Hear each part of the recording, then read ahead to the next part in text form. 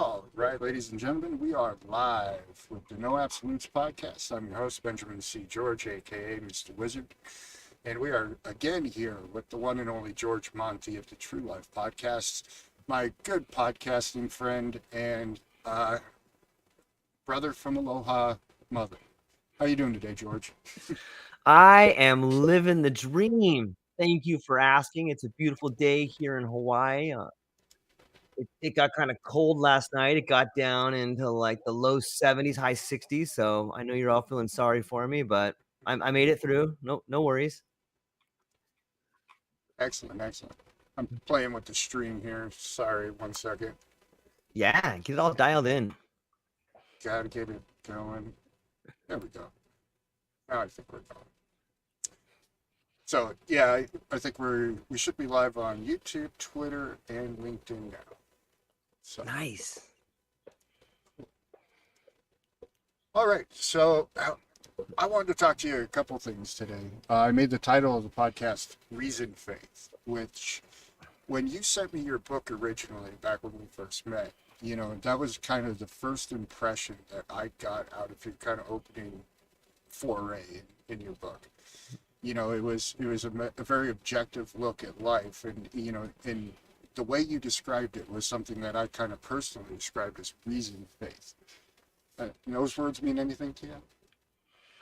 Wow. Reasoned faith. Is that how you Reason, described it? reasoned faith. Yeah.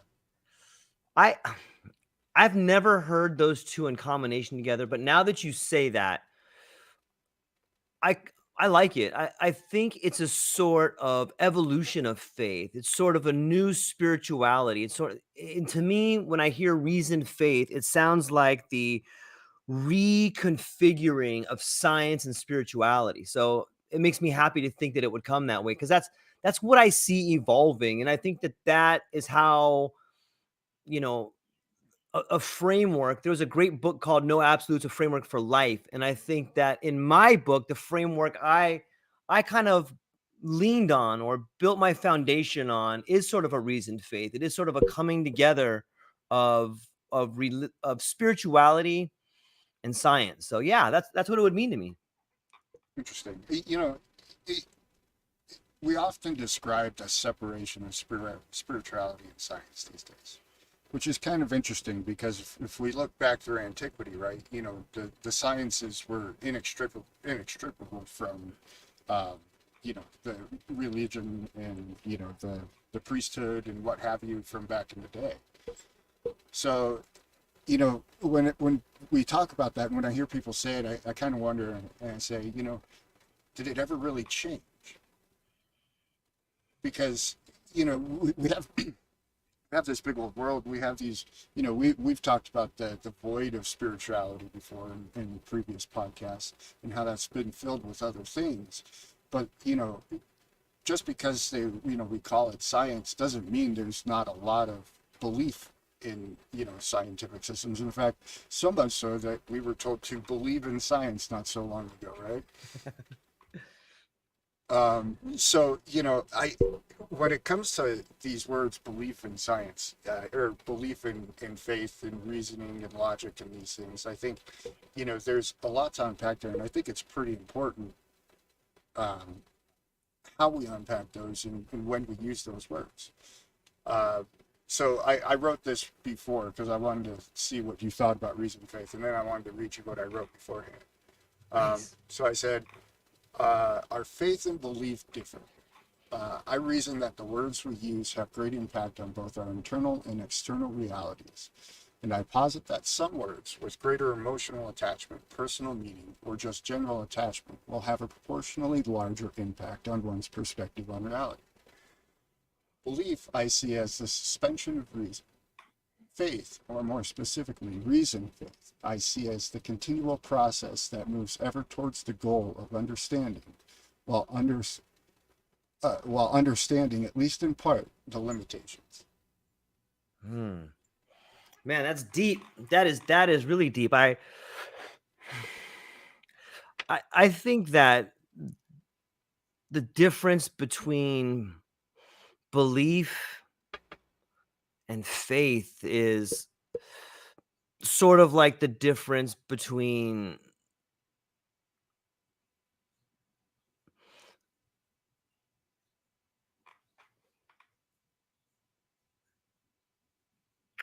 it's sort of like translating vision into reality. You know, when you Hmm. have a belief, yeah, when you have a belief, it's like you know you can do it, but when you have faith, it's like you see it happening. I know I'm probably mixing my metaphors there, but there's a difference, you know, and I think that belief comes before faith. It's a building block which faith can be built upon. Not always, but you first have to believe in order to create faith. It's like the root of any word. Like if you have the root word love, then you can have lovingly, and you can have, you know, whatever derivatives come from that word. But I believe first you have to have belief, and it's like a weaker form of faith, but it's imperative to have, you know, and I in a way you can see the weakness of belief manifesting itself in science as science is working its way towards faith. Right, when we see people talking about believe the science, like that's they're getting you to believe in something because they want you to have faith in it. So it's kind of a some people say that marijuana is a gateway drug, but I would say that belief is a gateway word into the idea of faith, because faith is stronger. Faith is something that people turn to when there's nothing left. You don't hear people say when they score a touchdown, they're like, yeah, you know, I believe this. No, it's like they have the faith in God to do it. You know, it's something that crystallizes in us or in the world, or that you build a monument to, where belief is just the building blocks of it. Perspective. I haven't heard of it that way before, actually. So belief is the building blocks of faith. Yeah. Hmm. Right, when you look at science, like doesn't it seem okay, and let's pull back the curtain a little bit and see if we can see the wizard, the other wizard in here. Not Mr. Wizard, but the other wizard. The wizard of words that tries to get us to see, believe, and have faith in stuff. We can see the reintegration, or the attempt to reintegrate science into spirituality by using the same connotations. It used to be that we have faith in our savior, but in a weird way science is becoming the savior. So you can see the congruency slowly beginning to come together of science and religion. It's like it's almost like if you take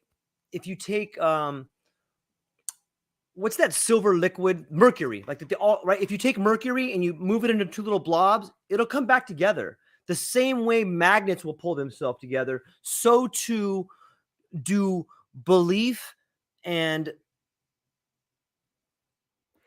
belief and faith end up attracting each other. You know, the same way that mercury will come together, I think that religion and science are coming together. And I think that that's the reasonable faith that you're getting to, that you're alluding to right there.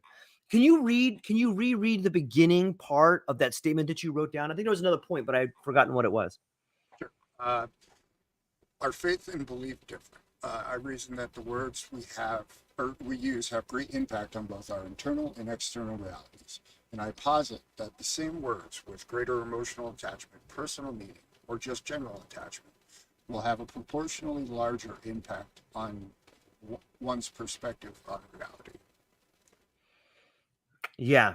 Okay, so perspective on reality. I think that that is a huge point that you should underline in that statement right there. Let me throw the question back to you. How do you think belief and faith are similar? And how do you think that belief and faith are different on the perspectives of reality?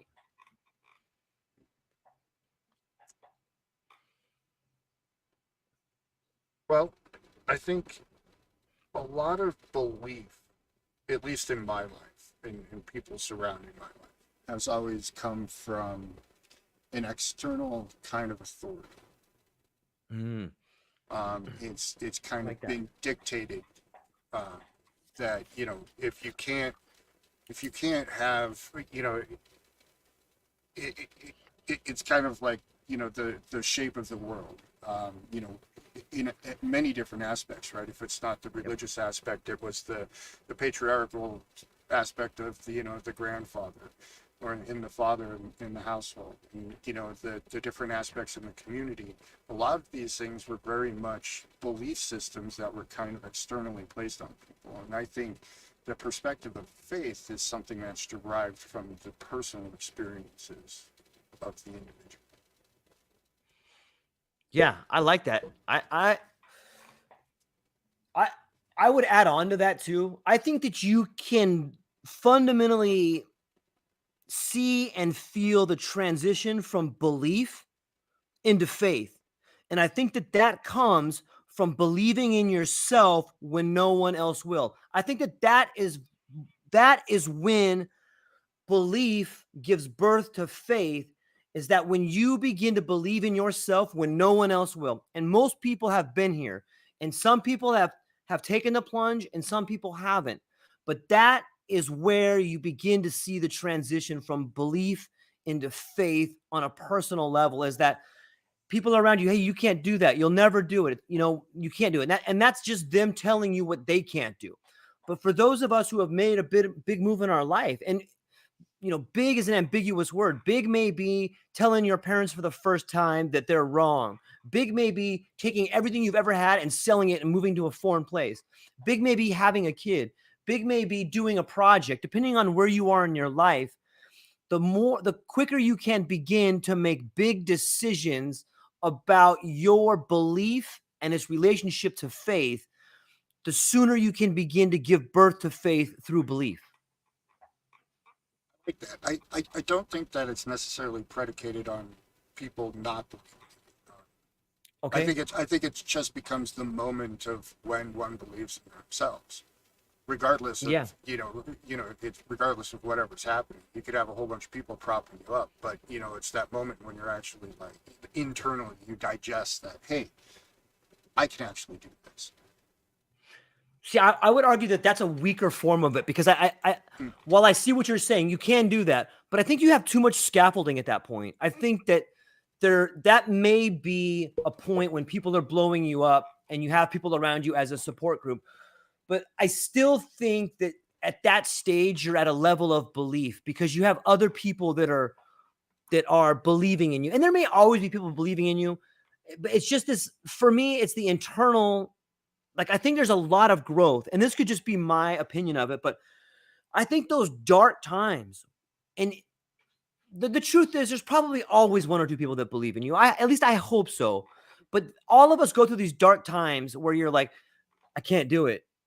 But that point right there, that point where you have faced that demon of I can't, and you go, yes, I can. At least let me try. At that point, and then when you do it, like that's why I think that there's, maybe it's just a stronger motivation, but for me, I really think that that is the birthing point. Like, that's the birth canal of belief into faith, is like, because you've manifested it for the first time in yourself. Like, yeah, I can do it. And from that point forward, it's like you're able to grow. It's like you've come over the wall. You've learned that the obstacle is the way. So that's why I said it that way. Do you think that you can have people supporting you and still grow right there? What do you think? I think you're right. I think there's going to be a spectrum. Yeah, yeah. But I believe you made a similar personal choice. When I was 24 years old, I decided that I was just going to give away everything and then leave off to Central America, and I did it in a 2-week time frame. I didn't tell anybody I was going to do it. It just happened. There wasn't anybody to deny me to do it either, right? There wasn't any disbelief in my ability to do it. But it was just kind of one of those choices where it was that personal, like, okay, I'm going on an adventure, and I'm not just going to go on any old adventure. I want the real adventure, the adventure you read about in the damn book, right? And I did it, and so there was no adversity in that, but in that choice there was an exceptional amount of adversity. And I first felt that upon arrival at the airport, walking outside the airport in San Jose, Costa Rica. Have you ever been there? I've never been, no. So right out when you walk right outside the airport, and this might have mellowed out over the years, but back then it was very egregious. It's just a sea of taxi drivers all yelling at you to come take their taxi. And it's a cacophony. You're hit with just this cacophony of Spanish, a language which at the time I didn't speak, right? So there is adversity in these situations, and much more so as the choice evolves. So I think there is a lot to be said about how struggle impacts the actual the maturing process, what the reflections that you gain from it, um, you know, how you grow from it. But at the same time, we can find other examples like looking at something in a garden. It needs that Yeah. adversity of the wind and everything blowing it around, but if all of a sudden the hail comes, slides out. So, but at the same time, if the wind just blows around lightly and it gets the sun and the rain every day, then it's just this magnificent, plant that is fruiting prosperously. So Yeah. I wonder what's to be taken from that, where the balance is there.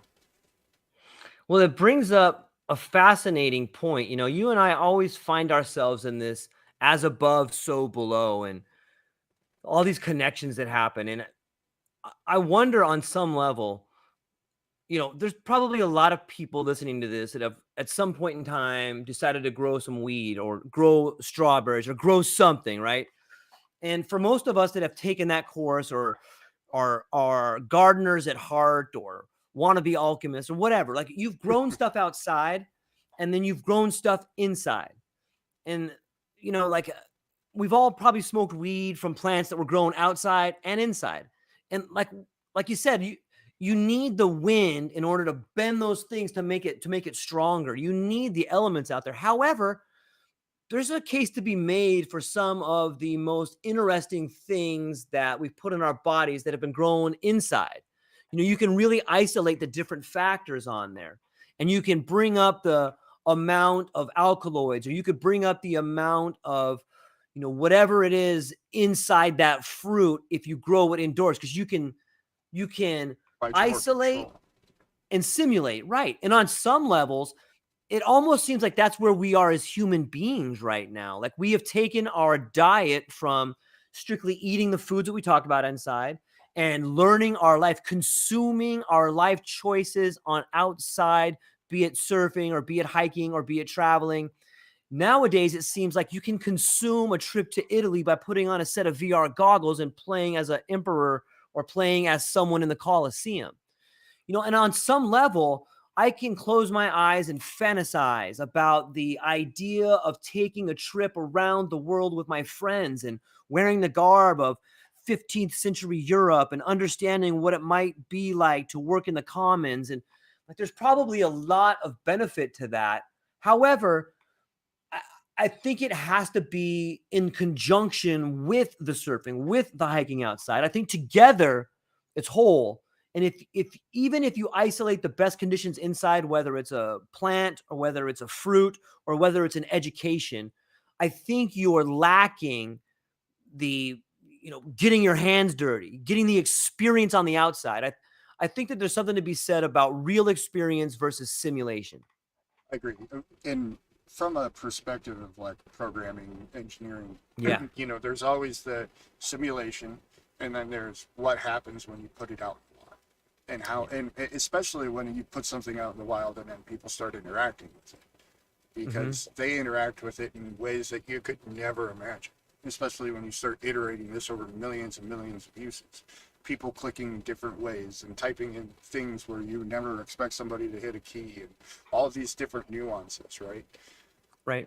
So I think there's it seems that we're trying to figure out that balance at a societal level right now, where we understand that there's value from having the outside. We understand that we gain value from having it inside as well, and so we're simulating all of these things and then trying to put them out into the wild and get things to work. And that's kind of been the experiment, right, of the United States. You know, if you want to look at it at a little bit bigger, larger time scale. Um, so yeah, I think, you know, back to where we started, I think that's going to coincide with things like the merger of science and spirituality, which is a lot what we're seeing. You know, it's why we're able to articulate what a magic mushroom experience is like on a visceral level without having to, you know, be like, oh man, it was just super cool, it was colors and blah blah blah. We understand the mechanics, right? We understand what's potentially happening in one's brain, how these are affecting, you know, and how it's related to psychology that's been being studied for years and years and years. And so we're integrating the human experience, it seems. Yeah. You know, it's you'll probably I might need some help in getting to my point here. There's a language that botanists use to describe, and it's its own language in a weird way. Like it's the ovate leaves, you know, and Right. there's all this terminology. I forgot what that is called. Well, However, I think for well, it's like the phylums and everything like that, right? But yeah, but it's its own, it's got its own classification. But yeah, it's the and I hate to say science because it's not real. It's more of a language than it is oh, science behind it. hmm, And so I kind of see that as the point when we were as specialized as possible. We got so deep into this specialization that we came up with its own language to describe it. Like that's about as specialized as you can get. And now we come back to mushrooms and we think about the integration of spirituality and the integration of both spirituality and science. And so, like you said, you can now describe a mushroom trip without saying the word 5H2A receptor. You know, but if I say to you, wow, the root, if you go out and you look at the root structure of your tree and you can see the mycelium in this, look at all that white stuff on there. That white stuff is connecting all those root structures together and it's moving the nutrients between the root balls. And if I dig down deep, I can see that same white stuff that's moving, you know, the same nutrients to another tree over here, to another organism. And I can look at that and I can see that. However, it's eerily similar to if you look at the fMRI of a brain, you have all this white matter in there and stuff. And when you look at the fMRI of someone who's taken a psychedelic, you can see the default mode network has been shut off. And there's all these new connections. You know, it's just lighting up from everywhere. And it's the visual cortex talking to Broca's area. And it's just it. And if you just step back and go, wow, that looks a lot like that root structure. So now I can explain neurogenesis. Now I can explain the brain connections by looking at the root of a tree. I no longer need to use this scientific language like, well, what's happening is there's a neuron firing between the synaptic gap, which unlocks the 5H2A receptor, which is going to dump some dopamine over here. It's going to flood this particular part of your front neocortex, whatever. Like when you speak like that, you automatically and by design cut out a huge portion of people that could be helpful. You know, you may be doing that to set this bar and be a gatekeeper. Like, well, only we can talk about this because we know there's certain language. But the truth is, we're seeing the integration of science and spirituality all around us. And it's in the words we use, it's in our gardening practices, it's in the conversation between the guy that cuts my lawn and the book I'm reading about longevity in the world. Like I could sit down and talk to that guy about how the brain works by looking at a plant. And it's like you're seeing it everywhere. And I think we're seeing this new wholeness, this integration of everything. And think for a moment how scary that might be for the current masters of the universe, for people that hold the gates, for the gatekeepers that have been holding strong and have decided that they can have the information to be successful with. Like they're kind of shitting their pants. Like, wait a minute, these dummies down here, that person's a worker, man. That guy's a janitor, man. He can't be up here with us. I know 5H2A receptor, man. You know, I went to the right schools. You know who my dad is? Do you know who my mom is? Like, there's all these people up here that have, and a lot of people in positions of authority are there because they had all the breaks, because they got everything given to them. And the center can't hold when the people in the positions of authority aren't there because they merit to be there. Then you get the breakdown in society, which is good. It's natural, and you can't defend against it. But that again is the coming together. It's interesting when we're talking about language. When you were talking about that, it popped up in my mind that often language and these, especially these very specific type languages, are created as kind of an elitist, exclusionary type thing in the beginning, right? I mean, look at the language of the church, for instance. It wasn't until Martin Luther, some 1500 years after the thing had started, decided that, well, we should translate, you know, everything into something that people can read. And so everybody can participate.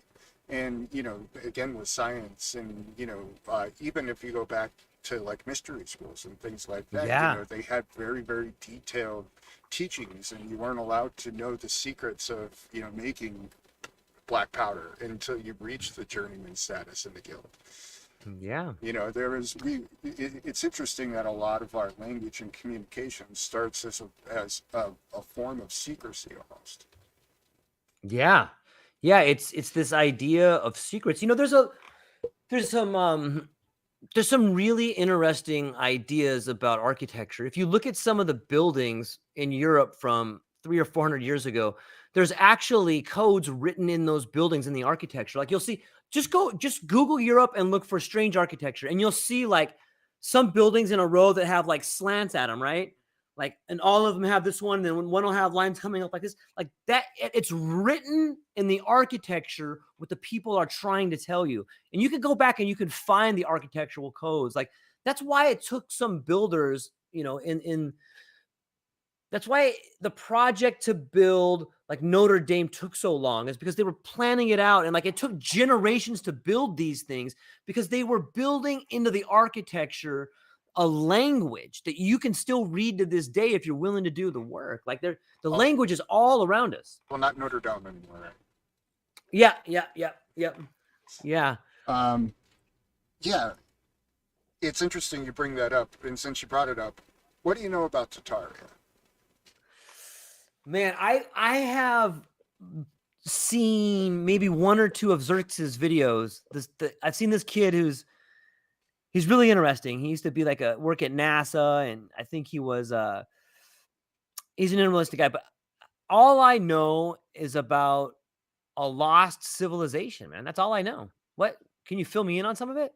Well, somebody asked me that question a couple of years ago, and I was like, "You mean like cream of tartar?" And he was like, "Yeah, that's pretty much all that people know of Tartaria." And I was like, "Well, that's really interesting. I didn't even know Tartar was associated with Tartaria." And then, if you start looking into it, it's nothing but a conspiracy theory rabbit hole, it seems like.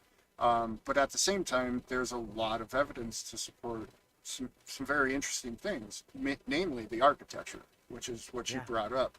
You know, there's a lot of these buildings that it's arguable if you could get it done today. I mean, like even from a physical standpoint of being able to recreate this, the processes on how to build these forms at these times, when to build it, the balance of all that stuff, that was an art form. Um, you know, so it's argued that a lot of some of these older, beautiful buildings, especially the ones that have spires and, are topped with precious metals and things like that, were an actual form of technology from this group of people called the Tatars, which were actually the former inhabitants of kind of Mongolia, Russia, the descendants of basically your Scythians kind of people. And it's really interesting because if you follow like the historical records up, you get to the Scythian explosion and all this stuff, and then they go across Europe, but then that really kind of they settle, and then you don't really hear anything about that part of the world until World War One, when it was the Tsar of Russia or whatever, and there's a big gap of like 150 50 years where there's just a really like lack of knowledge, and then there's things called the mud flood where there was, you know, a whole bunch of uh, like a big, you know, mud flood, exactly what it describes, that wiped out a big chunk of this, and it was purported to be some sort of energy weapon and all sorts of different things when you really go down to this rabbit hole. But it's, you know, when you started to talk about the architecture, I was just interested if you've heard of Tartaro. Yeah, like I've heard a little bit about it, and I was reading a lot of. I have the book right here actually. So I did a pretty big piece on this book right here. This is just the first book. It's called History, Fiction, or Science, and it's by what is this guy's name? Anatoly Fomenko, and he's got like 5 different books. And I don't. If you just look at the way our world works today, like, does anybody really think what you hear from the news is what's really happening in Ukraine? Does anybody really think like what Well, you hear on the news? sadly, A lot. quite a few. I know, I Yeah. know. But I'm speaking to the people watching this podcast. I gotta think that the most people are questioning what's happening in their life, and I think that that's a big part of this merger of science and spirituality is questioning. And I think a big part of waking up to who you are and the life you want to have is asking questions. And one way you can do that is just by asking the question of like, what is history? Like, what is history? You know, if you look at the etymology, like you think about that word, his story. And in this book, History, Science, or Fiction, Anatoly Fomenko looks back at the Bible, and he looks at some of the astrology that happens in the Bible. And if we think about time and astrology, one thing we can probably count on to be true enough is the eclipses that happen, the times when you have, you know, you know, the retrograde of the stars, and the how often we go Essentially. around the sun. Right. Yeah, like we really, that's our probably best form of calculating time. You know, we can Long period already of time. see, yeah. Well, we can already see in the United States how we've moved Christmas from, you know, what it used to be to where it is now. And like, think about the dates. Why is Oct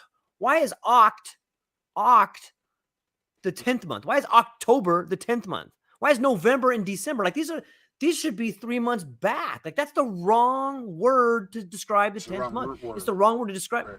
Yeah, so clearly there's a problem there. You know what I mean? Like we've currently moved stuff back or added stuff on there. And like that's probably enough for people to just think about. If you just start thinking about that, it'll lead you into these different ideas.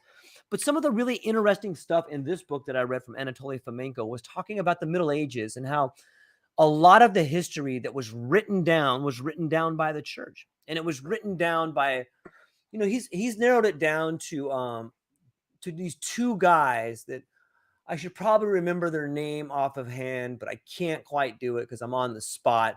It's Joseph Stallinger, something like this. And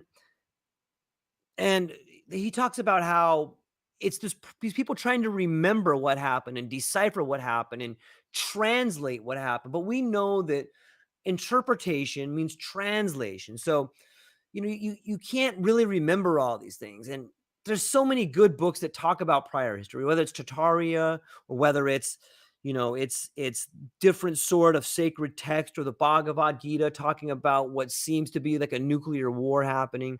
The truth is, history as we know it is complete bullshit. Oh yeah.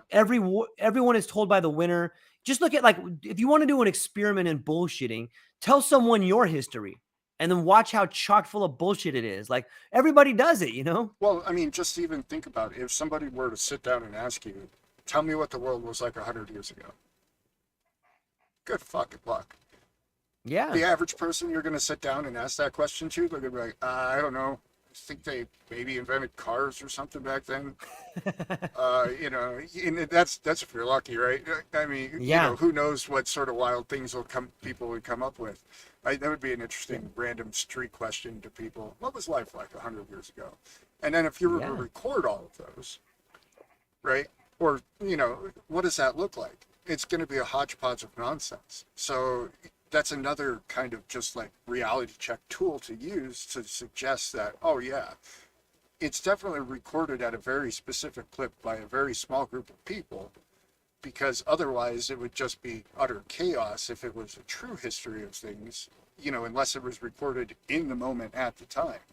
Because we don't have the recollection to even, like you said, tell people about our lives, let alone 100 years Yeah. ago. Yeah. And you probably have this, unless you do get good at it. I will tell you do get good at it when you travel, because when you're Mm. traveling all the time and you're 2 weeks here, 2 weeks there, 2 weeks there, you have a very short list of questions that people will ask you. And it's, where are you from? What did you do? How did you end up here? All of those types of things. So you get pretty good at that little part of your story. But without that repetition, if you were to ask 1 year and record it, the next year and record it, the next year and record it, and you looked at all three of those, they would be dramatically different. Yeah. I think that there's something to be said for people that are well informed. And if you can travel, and there's people that do. Look, there's people that, like, imagine having access to the vault of the Vatican or the Vatican Library, like what you could uncover and understand, and how much more of a better understanding of how the world works would it be if you could spend a month in the Vatican Library? You know, and it's just sometimes I wonder, like, would it matter? Would it matter if you knew what really happened? Because so many people don't know, myself included. And even if I think I know something, if like you go to a different country, now you're dealing with a total different history. It's like a different culture equals a different history equals different truths equals different futures. Look at like, isn't it weird? Like if you look at the calendar in different countries, they're in a different year. Some countries are in the future. Some countries are in the past. Now you could argue that, like, it's weird to me that if you look at the calendar of the Middle East and they're like in 1500 or 1580, isn't it weird that some of it still kind of seems like the Middle Ages and they're in that calendar? I So, don't know what that says about so me, we but just yeah. need to start saying we're in 2256. Yeah, yeah. I mean, you could argue that Ray Kurzweil might be there right now. Well, he's been arguing for a while that he is. So, Yeah. uh, And on some level, they get the technology first. What would it be like if you had access to technology that you and I aren't going to have till 10 years from now? well, I mean, I think we're rapidly approaching that point in the world, and I think there's undercurrents that people aren't aware of why the greater fracturings are happening at scale. And one of those undercurrents is that technological combined with socioeconomic divide. Yeah. Because as these people learn how to, cheat death essentially, right? Because we've declared death as just simply a disease that we can treat, and potentially even cure. What happens when you have somebody who's an Elon Musk, who's the richest guy in the world, who now, instead of expiring at, maybe at 86, 92, is living to 157? What happens if he lives to Yeah. 207? What sort of resources does he accumulate? What sort of power does he have? What sort of, and then conversely, how do people reflect upon that? Do they want Lord Elon for 200 years? Most people, I'm sure you'll get a few people who say, sure, why not? But I think a lot of people would say, you want some diversity in that leadership there. And then at the same token, they wouldn't have access to this technology, because yeah, you might get to be 120, but you're not living to be 207. And so that gap will continue to further divide generations by generations until you get to the point where you do have, just an absolute, almost alien class of people who are genetically modified and have completely changed their human DNA to live to be, 500, 1,000 years old. And you'll have the rest of the people who would still be stuck in, a couple hundred years at that point. Yeah, I would argue that's exactly what's happening. I think it's going to be based on a subscription service. Like, like let's just pretend that there's a let's just pretend that the pharmaceutical companies are experimenting on the people right now. Well, guess what? The the the experiment that theoretically could be happening now, it's not 1.0. Like, if you look back at what happened with, I think it was the Gates Foundation, like they were testing out malaria drugs on people in sub-Saharan Africa. Like They've been that was for years, right? Like, oh, you guys, I think you have AIDS. Here, take this thing. Okay, now I gave you AIDS. Now you have AIDS for sure. Now let's try to test this thing on you. Like, but the idea that we had stopped the eugenics program in World War II is nonsense. Like, Henry Kissinger is going to be 100 years old this month. Rockefeller was like 105 when he died. Like, that's probably more than 70% of what the average person dies in a third world country. It's already there. Some people are living 50, 60 years longer in a perfect world. And by perfect, I mean someone who has access to lots and lots of money and is probably even me, probably even you, when we look at ourselves versus the third world, like Oh, absolutely. our standard of living is vastly superior to someone who lives in a third world country. Yeah. And like, why wouldn't we, God damn it, I hate to say this, but why wouldn't we experiment on people? Like, we've been doing it forever. And if you think that there's not, organ vacation harvesting, like, I read an article from a guy who said that he was in Dubai and there's posters up for people who need to get a kidney transplant, and it's halal because they have these certain types of people in these other countries where they're just going to take them. There's too much money. There's too much of a market there to not do that. And Well, if you want to know what's happening in your country, look at what's happening in other countries, because the same thing. yeah, I remember, in early on in my travels, I forget, I might have been I think I was in Costa Rica at the time, but I was talking to a kind of a wealthy hotel guy and everything like this, and he was just telling me story after story. It was a good old time, and he told me this one story, and about this guy who just kept robbing and just kept stealing and stealing and stealing, and the police wouldn't do anything, blah, blah, blah, blah, blah. And eventually somebody came up to him and said, "Hey, you want me to take care of this guy for you?" And he said, he didn't exactly understand what that meant at that time. And he's like, "Yeah, sure. What do you need?" He's like, $500. Give him $500. The guy never showed back up ever again. That was the value of a human life at that time in Costa Rica. It was $500. Now, how many billions of dollars does $500 break into? I mean, it's a lot of people, right? So Yeah. when you look at it from just purely an economic standpoint, Yeah. it's hard to imagine a scenario that doesn't have some sort of experimentation on it. Because especially when you start to get stories out there like, oh, if we transplant young men's blood into older men, they actually are more alive, and they can get a boner again and all this other stuff. Yeah. And it's like, well, gosh, when you have that type of information out there, and then combine it with the economic information, you know from just a game theoretical perspective, you are going to have that situation arise 100% of the time.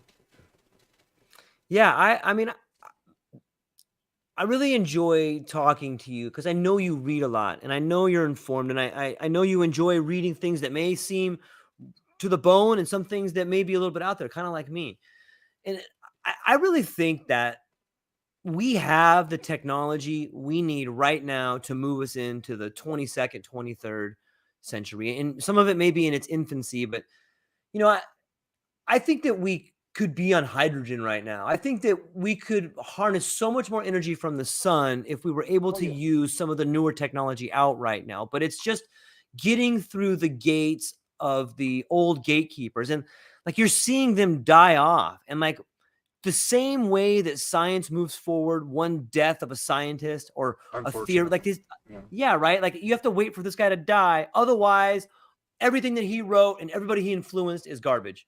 So you have to like, and everything's built on these old models. And Ideas. so Yep. like, yeah, you have to wait. Like, oh, why can't we just do it now? Like, well, because everyone is invested in this, and it, Well, there's, it's even more nefarious than that, because then it influences what types of science actually gets done.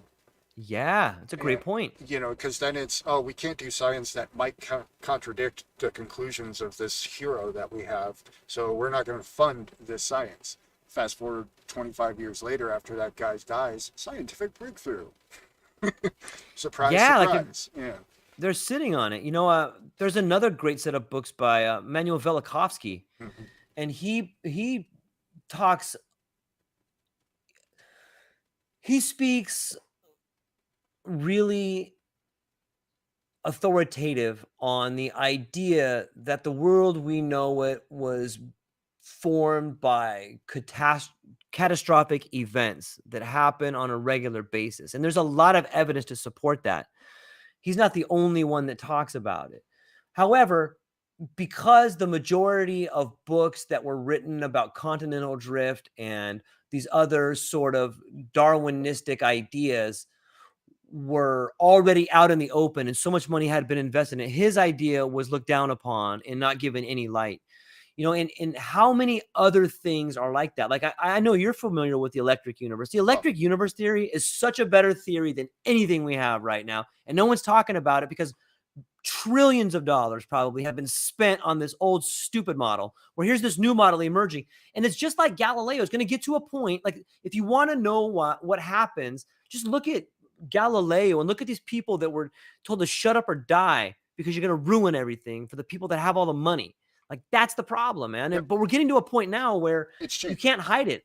Yeah. We're going to have our Galileo moment. We're going to have our Copernicus moment where the scales are ripped off and it's like, surprise, that was all bullshit. Well, And think about what are the consequences of that. I think we're fairly close. Yeah, that's what's happening. To the electric universe thing, my information model merges with the electric universe model pretty well. And so something that was brought up to my attention probably about 4 or 5 years ago by a good friend. And so I researched it, and yeah, it's it explains a lot, and especially when you start to look at a lot of the data that's coming out now. Right. Now we have very, very strong data to suggest cyclical disasters on this planet. Yeah. We're able to measure these hundreds of thousands and millions of years into the past based upon core samples and the geomagnetic distribution of elements and different we've to the point of the Bhagavad Gita describing nuclear war.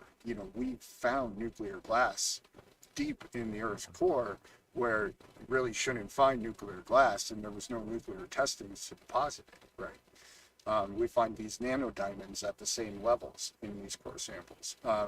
And then you correlate that with ancient anthropology, things like the ancient Sumerian king's texts, and all of these different, Atlantis, the fall of Atlantis, and onward, the flood, the Noah's flood, the flood of Gilgamesh. We have all of these stories that kind of corroborate this evidence that now we're finding very detailed, implicit scientific evidence that correlates with this stuff. And then again, like when you're talking about eclipses earlier. Now we're putting together these pieces of science that allow us to tie strings to these, his stories and actually tie them together into a greater map of what's actually going on. Yeah. Imagine, think about how many people have sent their kids to school and how many student loans there are and how much money has gone to these institutions and how many professors have given speeches on what's happening and how many models are out there. And now think about all that is bullshit. Just think about that's why it has to happen slow. You just can't come out and say, hey, guess what? We messed up. We're not the center of the universe. People would lose their freak. I don't know. Maybe they wouldn't. Maybe people would be like, okay, I think people are waking up now. Because, of course, I think we're seeing a whole generation of people, because when I first started my whole journey, I realized a lot of this stuff a long time ago, and I think you probably did too, because as you begin to travel, as you begin to have those experiences, you see the world in a different way. Most people don't have that experience. And so I've been talking about this for a long time. I'm like, oh, this is all going to come home to roost eventually, because there's the economic factor, there's the media factor, and, the pharmaceutical factor, and the lobbying factor, and all these things that are just teetering, just waiting for one of them to fall. And the second that one falls, it's going to be a series of dominoes. And here we are, now it's the series of dominoes, and we're watching, and now most people, at least around me, don't trust what comes from the media. A good chunk of people don't trust what comes out of the government's mouth anymore. They realize that their best interest is not necessarily the best interest of these people. And so we're seeing a whole awakening to this, and then you combine our ability to communicate, and I think that's kind of moving us headlong at a faster clip down this path. Yeah, you know, for the life of me, I can't understand why people who are currently in the highest positions of authority, why they can't just come out and be honest with people and say, look, you know, Fear, is it fear? fear of Like loss. that's their best. Like if they're just if people that are holding the reins of power were honest, the things would be so much better for them because you can see them trying to paper over everything right now. But Like what happens when the consciousness goes, you killed how many billions of people for oil when we have a fucking better source of energy? You exactly, motherfuckers, if they dude. were honest, they would all be dead or in jail. Yeah, I guess That's that's the true, man. problem, right? So That's the problem. the incentives aren't necessarily aligned for them to be honest, especially if they, you know, all it takes is one bad thing, and then you're compromised, and then somebody comes up to you and says, "Hey, remember this one bad thing you did? Well, I need you to do another bad thing, otherwise I'm going to tell everybody you did this bad thing." Yeah. And then, you know, times hundreds of thousands of people, times millions of bad things, and all of a sudden you end up in a position where you got people on camera, white as ghosts, going, "Nope, we didn't do that." Yeah, that's and I think that I think what you're seeing right now, this threat of nuclear war, is just being bombarded. Like that's the culmination of all this. Is like who it's just like this giant game of chicken. Like who's gonna go first? Who's gonna go? We'll kill you. No, we'll kill you. No, we'll kill you. But what they don't understand is that both of these people fighting for resources are fighting a war that no longer matters.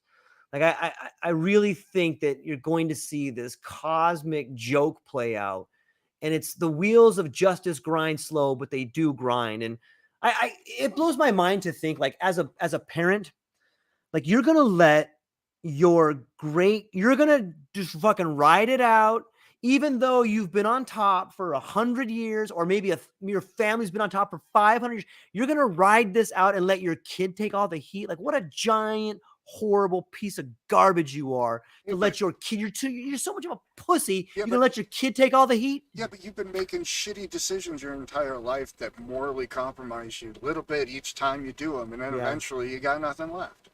So where you are, that's just a true. big pussy, and you're like, "Oh well, at least I'll get to die fat and happy." Sorry, kid. Right? Yeah. On some level, I guess that's the best justice because so many people in positions of authority think about this fucking term called what's my legacy going to be? Like what kind of an arrogant fuckhead thinks about what my legacy is going to be? Like, you know what your legacy is going to be? Your kids hate you, your grandkids hate you, and they're fucking going to hate you forever. Yeah, guess what? You're immortal. Everyone thinks you're the worst person on the planet. Like that's going to be your legacy. And I don't like that is the that And is that's the well, and that's why they have to continue to lie, right? mm, Because they have to continue to lie and they have to continue down this path because if they do all of a sudden manage to live for a couple hundred years, they have to do it in some sort of fashion where they don't have a million person mob trying to find them wherever they are on the planet at any given one point in time, right? yeah. There's the balance, and there's always been this balance between the ruling class and the peasants, Yeah.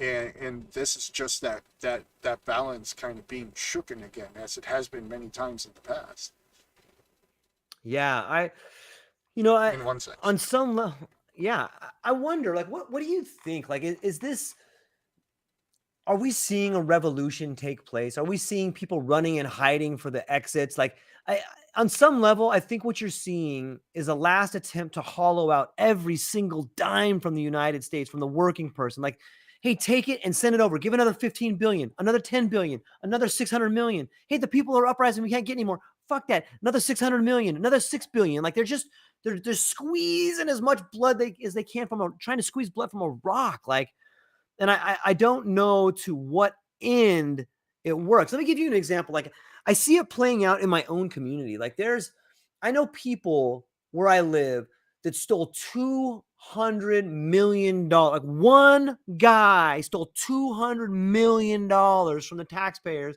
of Hawaii. 200, like And now maybe that's not a billion, but it's one It's a lot of money. guy. Right. It's a lot. And I'm so torn because I think to myself, like, you know, here's a funny story. There's a guy that that I know that he walks around and he tickets cars all day. Old Jewish guy, super cool. And he just does it because he needs something to do. And I asked him, I'm like, hey man, how do you that guy that stole $200 million? I'm like, how do people do that? And he's like, oh, it's easy, man. Super easy. You're gonna just think about it like this. You take your 200 million and you do way better with it than anybody else would. I'm like, give me an example. And he's like, oh, there was this guy. There was a story about this guy I knew when I was. This guy's probably like 65 or 70. There was a story about this guy in New York when I was a kid, and he stole all this money from these really wealthy people in art, right? Because people in art are a bunch of dummies. They don't even know anything. So this guy would forge all this artwork, and he stole millions of dollars.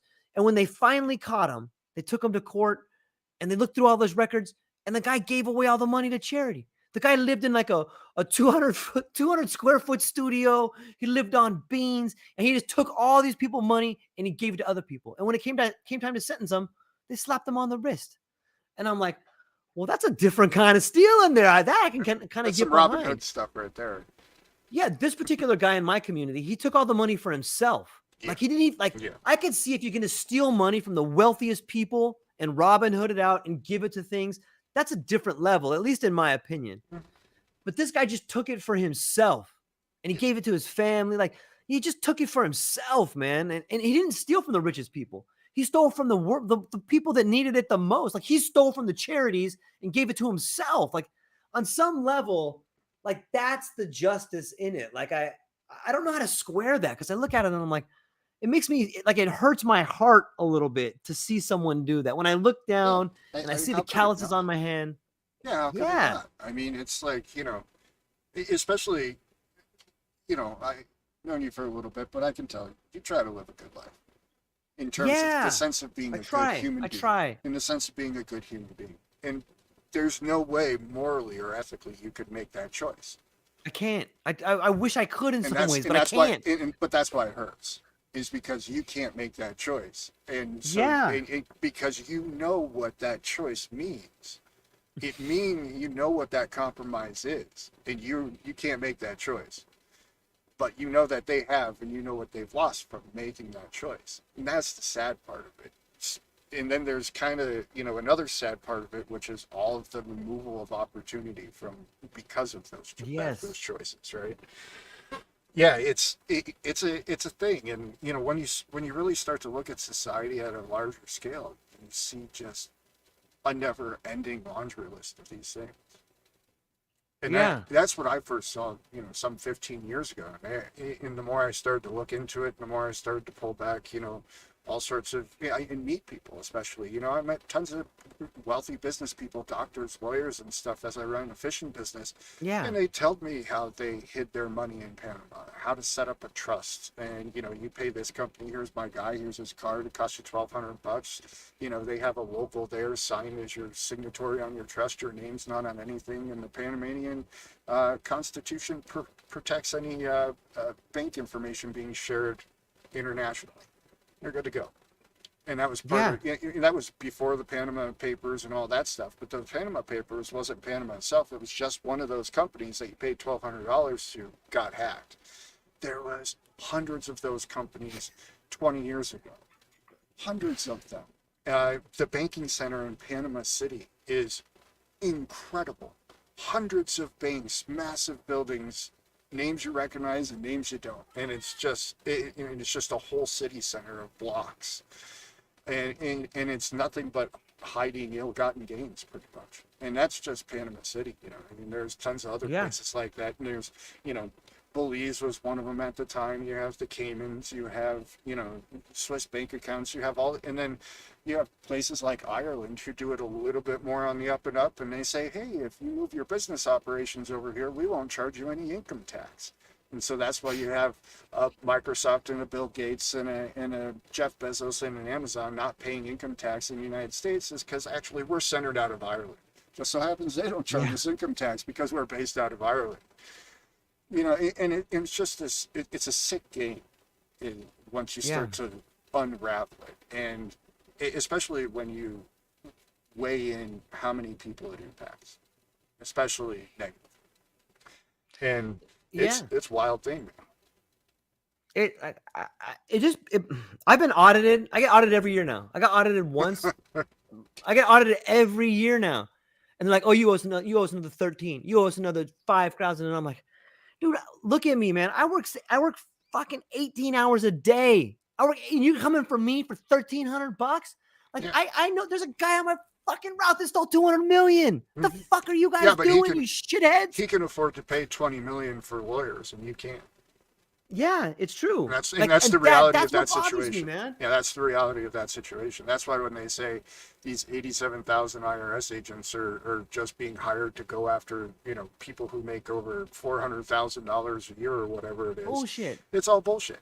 Because those are the people who can afford to pay the lawyers that the government can't afford to compete against in court because it costs them too much money. They're just coming for the middle class. That's it. Yeah, that's it. That's it. And that is the part that maybe it's on purpose. Like on some level, I get it. Like I don't want to pay taxes either, but I do. And like if I Well, mess up, you a do it, team of fucking attorneys come for me. but you do if things were fair and equal. And you Yeah, weren't being right. extorted. If you look up the definition of extortion, it's give me your money or else. Well, what are you going to do Yep. with my money? Well, I'm not going to tell you. That's none of your business. I said, give me your money Yeah. or else. That's Yep. exactly what taxes are, is give Yep. me your money or else. And, Yeah. some people play that game, and I hear those weird stories. Doesn't seem a fun game to play with. Those people seem pretty insistent. Yeah. But Yeah. it is. It's if things were fair, and you could actually go into an app, for instance, say, hey, I want my tax dollars to support local schools, in Yep. my Yep. neighborhood. I wanted to support my local police department, my local fire department. I want, some to go to the shelter here and blah, blah, blah, blah, blah. And that's how I want my tax money distributed. Yeah. If you Yeah. could do I'm all something, for it. that's a different animal. And I think most people would be all for it if that was the case. But when all of a sudden we hear $60 billion to Ukraine, another $200 billion in weapons, another blah, blah, blah. I don't want to sign off on that. I don't want to be a part of that. Mm-mm. Me neither. Not even a little bit. If you guys are making weapons to blow up, I don't even care if it's your enemy. You're going to kill kids. You're Yep. going to kill innocents, civilians, people who had nothing to do with your little resource conflict. No, I don't want nothing to do with that. But I don't have that option. I have to give you my money or else. And that creates a problem, I think. Yeah, it creates a ton of them, man. Yeah. And I on some level, it just continues to I understand. I understand people like hiding their money. I get it. Like I can't do it. I don't know You don't how, make enough. and I don't have the time. I don't make enough money. I'm not important enough. And like I want our community to be better. I do. And I think that's one thing, like that's why it bothers me so much to see someone that has taken like they have and I try to look at it from an objective point of view. I have a lot. Like I'm healthy. I have a daughter that goes to a good school and I have food in my fridge and I realize I'm really, really, really lucky, and I'm really thankful for that. And I want to give back to people, and I want to provide opportunities to people. And and I feel bad for having all that I have sometimes.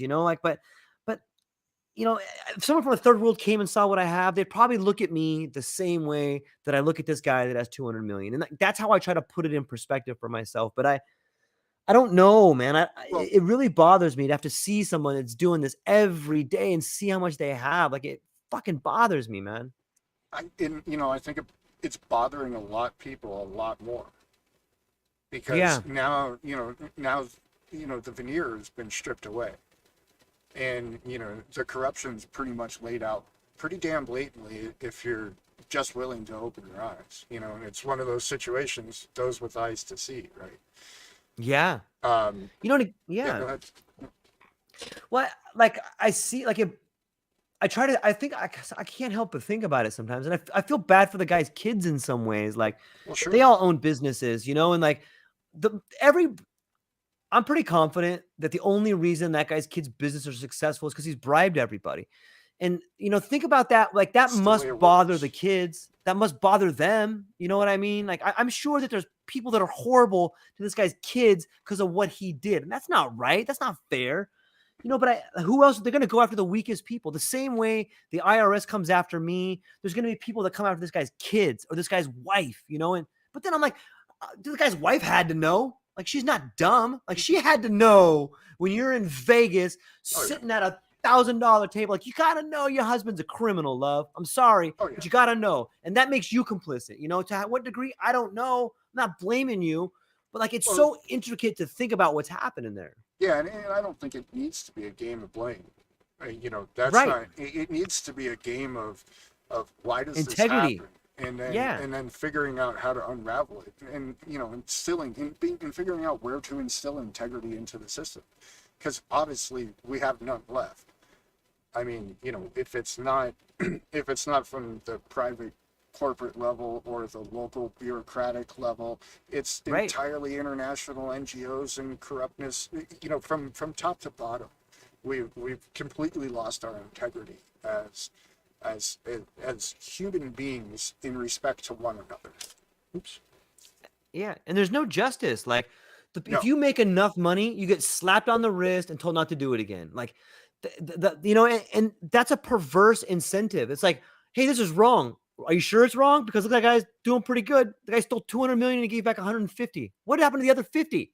You know what I mean? Like, how is this wrong? Like, you're not saying it's wrong. You're Hmm. telling me it's wrong. But when I look at the consequences, there's zero. There Well, might be some internal family consequences, but it doesn't look to me like that guy's having any problems. through the inaction, it makes it so there is no consequence. Yeah. Right? Like, Yeah. it's just like Nancy Pelosi's husband. The guy, Yeah. There you go. any one of us or anybody at our socioeconomic level pulls that stunt, and we're in jail, and you're not driving for years, and it's tens of thousands of dollars and all this other stuff. Your life is ruined. Your life is ruined. Him, he was at what?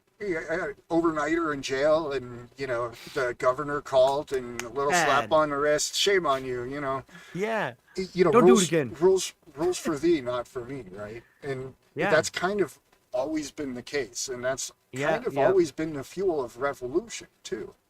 Is when the rules for thee and me get too far of a divide, then people, they resort to, well, might is right. Yep. And guess what? Yeah. 100 million of us is a lot stronger than the 10,000 dudes you've bribed.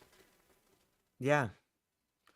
Yeah. And I think it forces people to get to a level of such uncomfortableness that, like, you got to do something about it. And maybe that's not participating. I'm not advocating I for think it any sort. starts I would as never advocate for. Yeah, I think it it starts as starts non. this idea. Yeah, I think it starts as non-participation.